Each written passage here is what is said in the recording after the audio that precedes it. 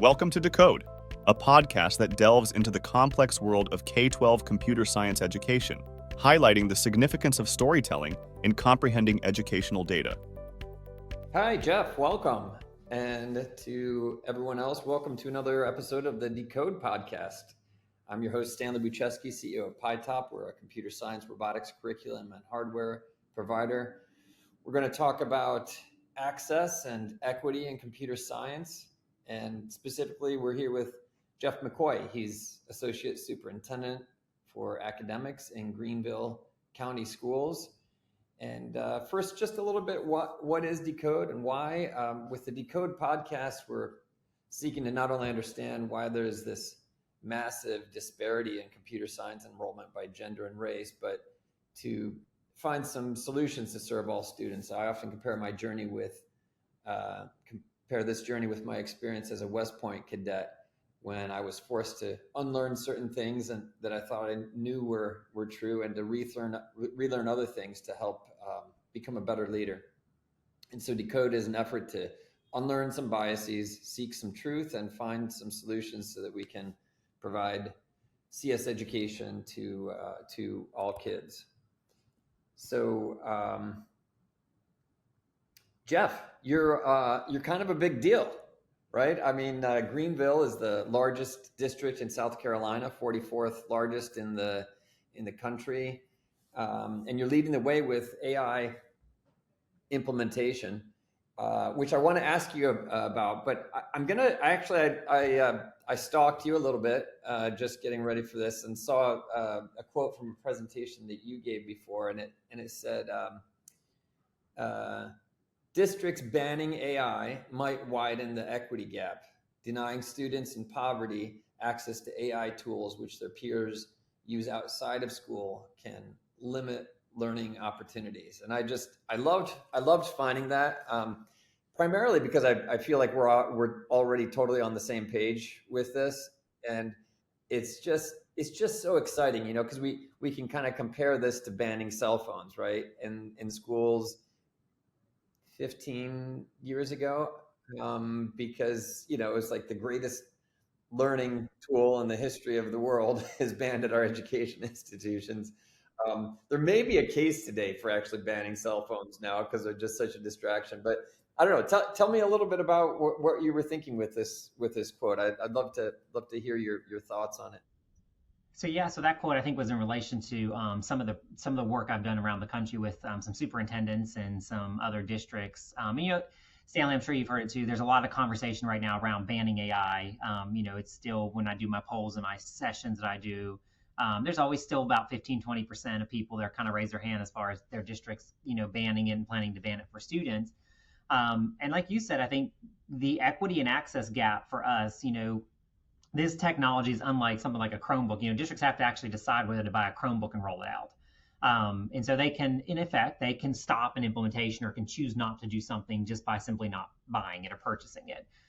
This is one of those technologies, though, that really districts really can't stop it from happening. It's going to happen. Students, you can't deny students access to it at home, particularly if they have those devices at home, and many of our kids do.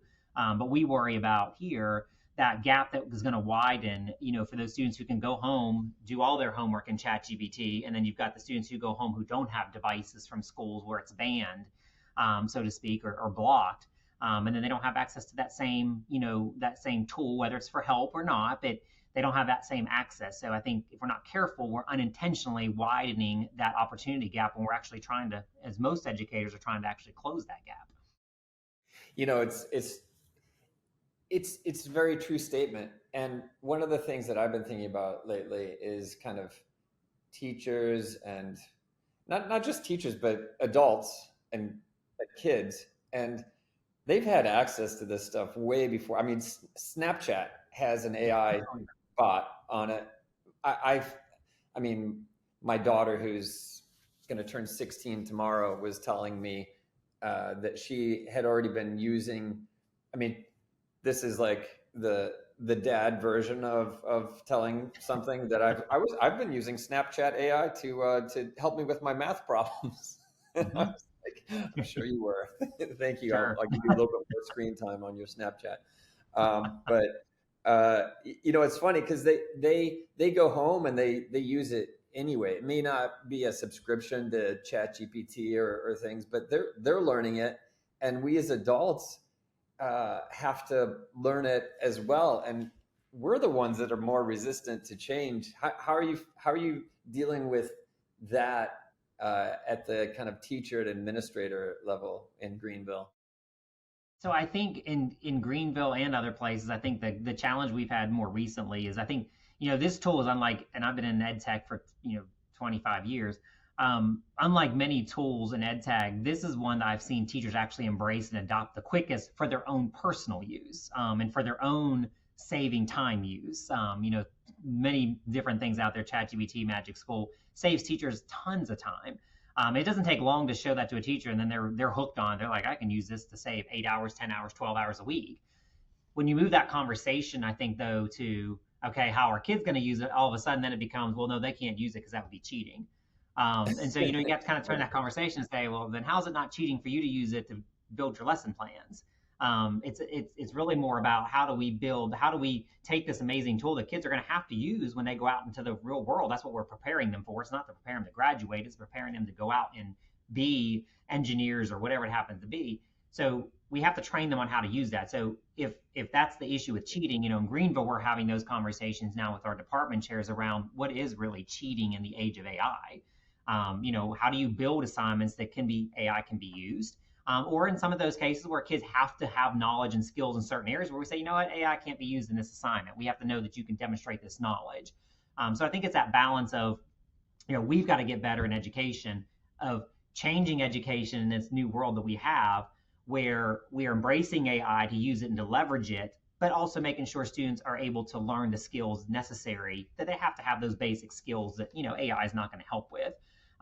That judgment, that critical thinking, I think, we always kind of tell our teachers when we're working with them is that bottom tier of Bloom's taxonomy, that AI does that great. It's that upper tiers where judgment comes into play and those types of things. That's where AI is not so good. So leverage it for the small things and those little things, and then actually use it to build things that students actually have to use judgment on and critical thinking to solve. Yeah, I often trash Bloom's taxonomy as being outdated and upside down, because AI really does allow us to start with that creativity piece of it. Correct. And just let's have fun. Let's do something interesting and forget about memorizing everything. You don't need to memorize anything anymore. How are you using AI in your life, in either job or personal? Yeah. So from my professional side of the job, I mean, it's helped tremendously with just really even communications and emails.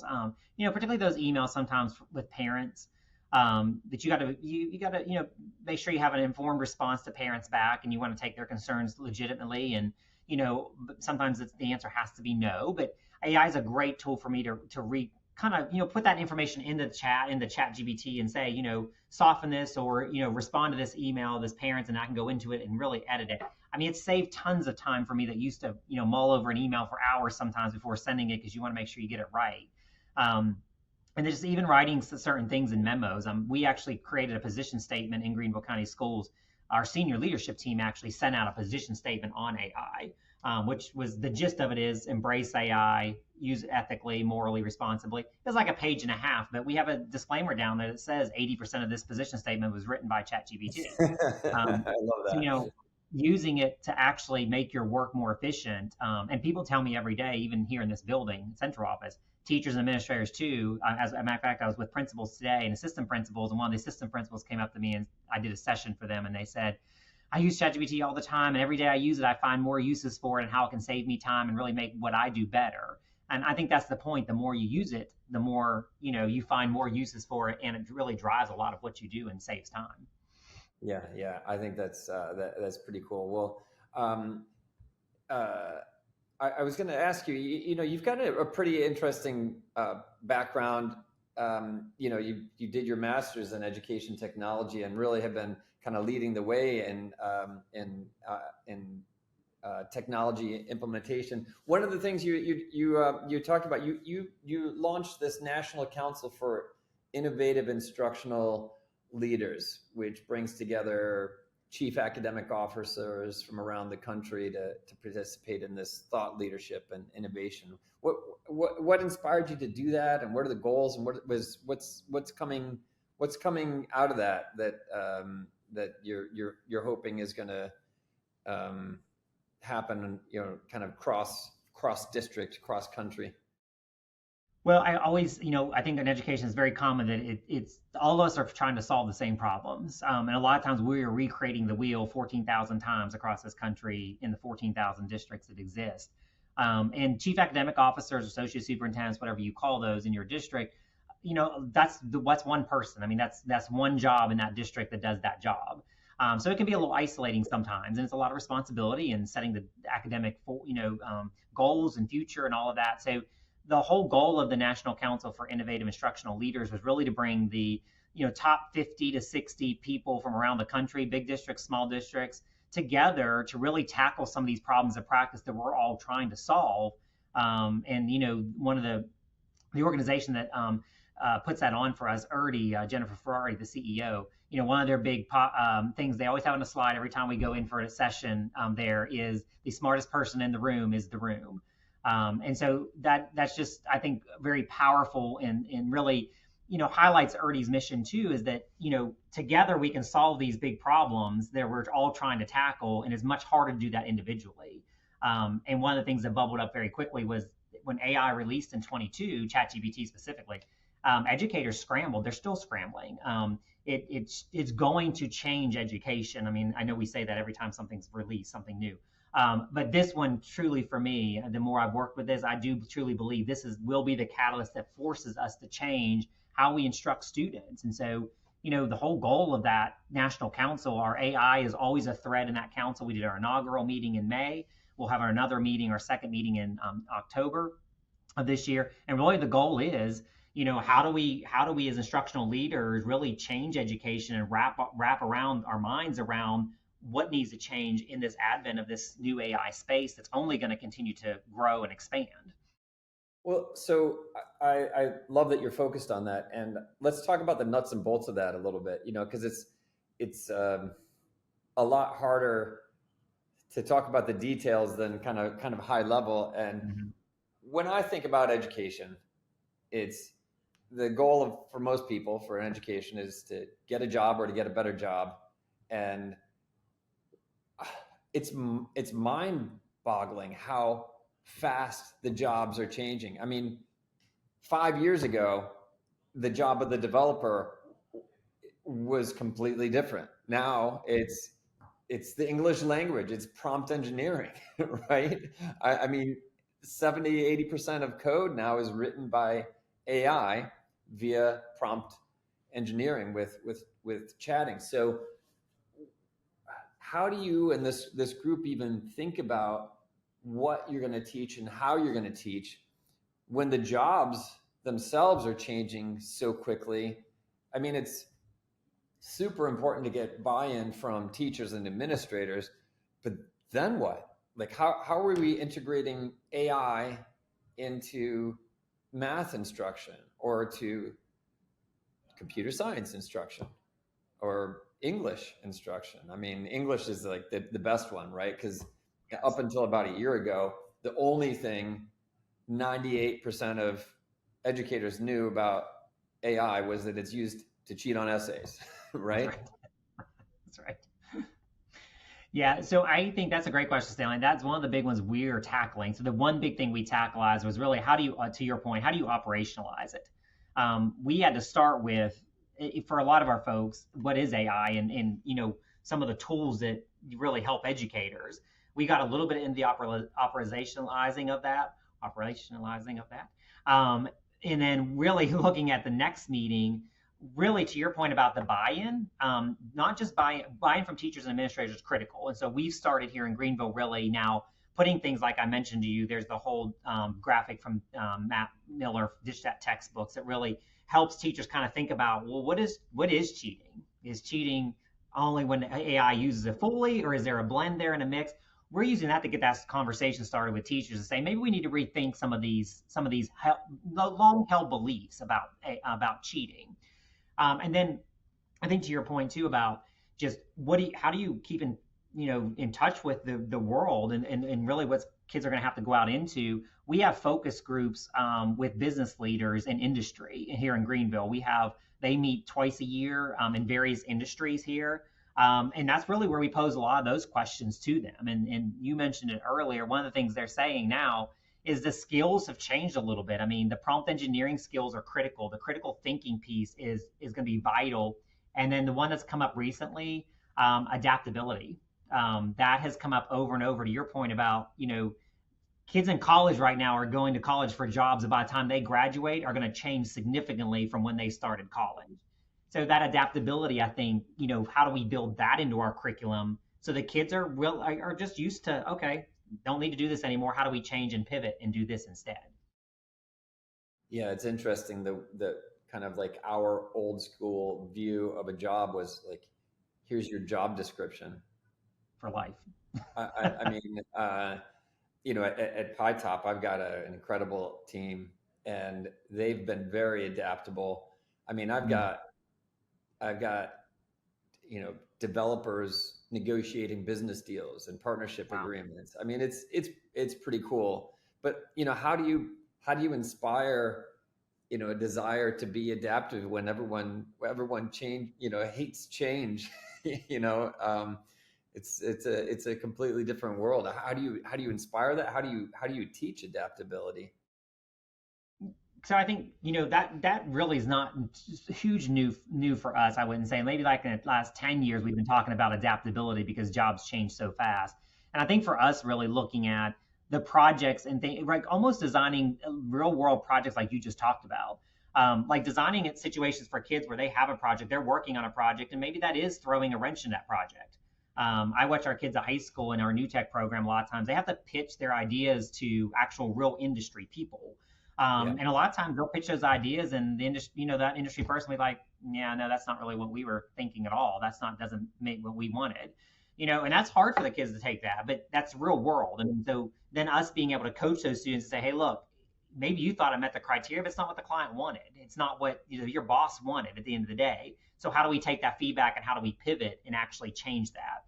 So to me, teaching adaptability is really putting the students in those experiences where they have to pivot, they have to be adaptable, and really learn that change is not a bad thing, that sometimes you just have to pivot and don't dwell on it. You just have to move on.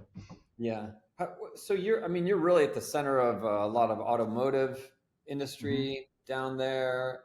Got some big company headquarters. BMW, right? Is their U.S. headquarters? Correct. Is there? Michelin too? Is that correct? Right. That's and right. How do you guys think about preparing your kids for jobs at those companies? Do you have partnerships with them and what sort of it sounds like you have some kind of listen and learn sessions, I guess, which is super helpful. But how do you get that? What are those partnerships, and how do you get sort of their job needs filled back into what you're teaching in the schools? Yeah. So we have partnerships with both those companies and actually several more companies, the big ones, Boeing and some of the other ones that are here as well. Michelin in particular has a very unique program. We've had a longstanding partnership with them. I think it's called Michelin Scholars. But they actually take students on. We train them. It's more the kids that are going through our career centers. And they actually go, Michelin will hire them on. There's a competitive process for that. Michelin will actually hire them on, and then while they're working for Michelin, they'll actually pay for their next level of education through Greenville Tech or. Is this mostly in high school or just after they're graduating? Yeah, so that's actually in high school that they can start that program, that scholarship, and working with them. And then we have a really big, like a lot of districts have, we have big internship programs here with our companies. That's really our kids' first exposure to some of the careers they think they're interested in. That's been very popular, I think, for a lot of our, and it's also a benefit to our businesses. Some of those internships are paid, some of them are unpaid. That has really created a workforce for them. They get to have students in there, and many of them do end up hiring the students after high school, or again, if they're going to some level of college, hire them after college as well. And then we have a great number of our industries that actually come in. I mentioned that whole idea pitching to industry. We have a lot of our industries that, they give money certainly, but they actually give time. There's some of the companies like BMW, Michelin that actually ask their employees, they'll release them for volunteer hours in the schools. So they can go in, you can come in and work with a computer science group that's working on developing a new app as an industry expert. And it gives our kids experts to like That's people pretty like cool. you. Yeah. So, I mean, and they love that. I mean, they'd be able to ask you questions. And again, you as the expert can then throw those little, wrenches into the thing where the kids actually have to pivot and change. How do you think about prepping for jobs versus university degree in today's world? I've told my kids so many times, they think I'm kidding most of the time, but they also know there's a hint of seriousness. I tell them, I hope one of you is smart enough not to have to go to college. I mean, there's so much that you can learn job skills wise now, especially with all of this, to just get a job, like a really well-paying job right out of high school. How do you guys think about the kind of dual mandate to prepare kids for the workforce versus university? Yeah, so we are very neutral in the two. We don't emphasize or push one over the other. We have about 10 years ago, our superintendent started the G Plus program, the Graduation Plus program, where students graduate not just with a diploma, but they actually graduate with either 6 hours of college credit and or an industry certification. So as of this past year, 75% of our students actually met that Graduation Plus initiative, which meant they're graduating with a diploma plus one or the other. So our industry certifications, since you talked about that, have been growing exponentially over the last couple of years. Some of those students are actually telling us they're using it as a springboard. They're getting the industry certification so they can actually go earn some money, and then if they want to, go to college and actually pay for it. Right. So they don't end up with a boatload of debt in the end. Correct. How does where's the certification coming from? Is that local industries, or is that something you've put together yourselves? Yeah, so all those certifications are done in-house. So then when the welders, they finish their 3-year program, they take the tests and the requirements and they actually get their welding certificate and can literally graduate and go right out and begin welding. That one in particular, many of our kids can go out, especially if they want to do something like underwater welding. They can go out and earn $100,000 a year immediately. It's a third-party certification within industry that you're you're teaching and doing the test internally? Yes, correct. Yeah. Like I said, we do partner with businesses. The industry really helps us make sure what we're teaching and certifying is relevant. So they're a huge help in that regard. We're looking at doing a lot of that stuff. Are you seeing a sort of a big upswing in certifications or micro credentials or things like that? The certification particularly has, we've increased those significantly over the last couple of years. So we're seeing a huge uptake in students who are choosing to go certification route. Yeah. So shifting gears a little bit, but only a little bit, to be honest. South Carolina is one of the states, one of the 10 states who have made computer science a graduation requirement. What are you doing to address the teacher shortage? And I guess I'm asking because I did read a few things that you're doing that I thought that were pretty interesting around certifications for teachers. Yeah, so one of the things we initiated about 3 years ago was what's called the Future Teacher Academy. And that's actually us starting with students in 10th grade who show an interest in education, actually putting them in a Future Teacher Academy, and we have a great partnership with Clemson and Greenville Tech, where the students finish 1 year of college with us before they graduate high school, the ones that are interested in education. They go to they go to Greenville Tech for 1 year.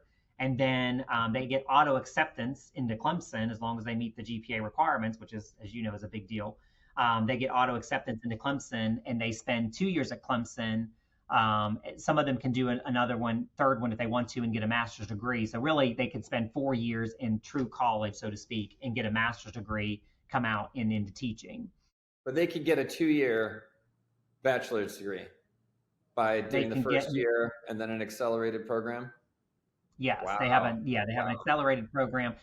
They can choose to do it that way. Not all of them will choose to do it that way. But what we have found is that, when you probably know this, I mean, we end up with a lot of people that end up coming back to us in our other certification program called GATE, Greenville Alternative Teacher Education.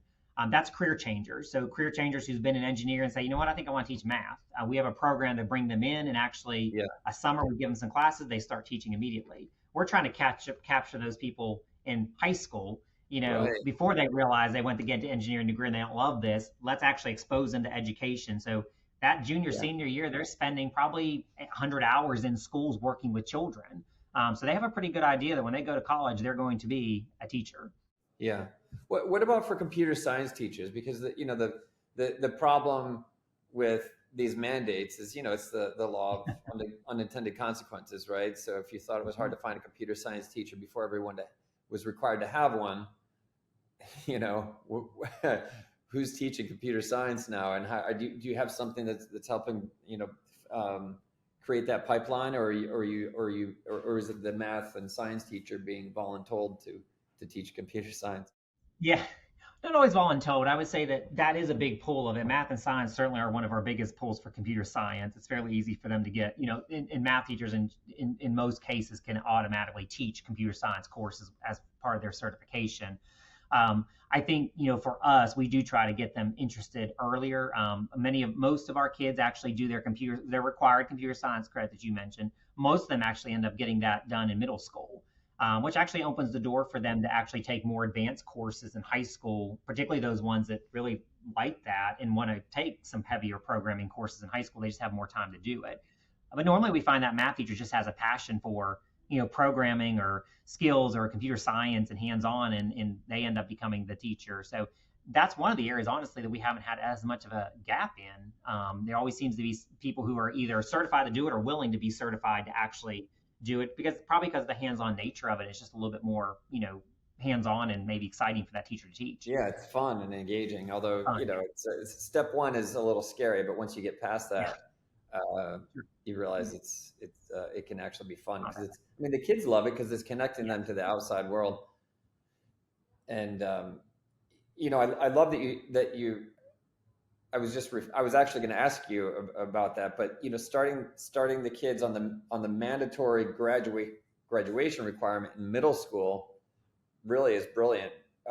If you wait until high school to do that course, the ship's set sail. They don't have a chance to really, I think, develop a passion, explore, and actually take additional courses and pursue the field. But the reality is, getting them started much earlier is the way to go. You guys are doing some things around that as well. One of the things you shared with me that I thought was so interesting was the teaching the logic early on and how it changes the thinking process and impacts all other areas of curriculum. Can you talk a little bit more about that, or explain what you said before? Yeah, one of the things we looked at, it was actually a data point that we realized that a lot of our students in poverty weren't able to pass the gifted test, the test we give to identify students as being gifted. And one of the reasons when we look back at that, we figured out, there are a lot of students who are in poverty who actually are very gifted. The problem is they didn't have the same opportunities and same experiences to foster those gifted skills as the students who are not in poverty. So really, we kind of look back into K4, K5 to build in those experiences like spatial reasoning, logic, that type of thing that maybe the students just didn't have, because again, resources, Lincoln Logs comes to mind. When I was a kid, Lincoln Logs was a big thing. And so, that's teaching to a degree spatial reasoning. And so again, if you don't have the resources as a family to purchase those types of toys and things for your children, they're not developing those skills sometimes, even though they actually may be naturally gifted. So we're building in those types of experiences, and all of our elementary schools now have some sort of STEAM lab or makerspace. And really, even at a young age, kindergarten, first grade, they start actually, doing block programming with the robots and get them to do certain things. And so that logic that they're starting to think about, even at that age, and hopefully getting them interested in programming well before they even get to middle school, but trying to get them to that level of that programming. So as you said, with STEM, it's so hands-on. The kids love it. They don't really think it is schoolwork or work because they're getting to play with robots and all this other kind of stuff. But it's actually teaching them some critical computer science skills.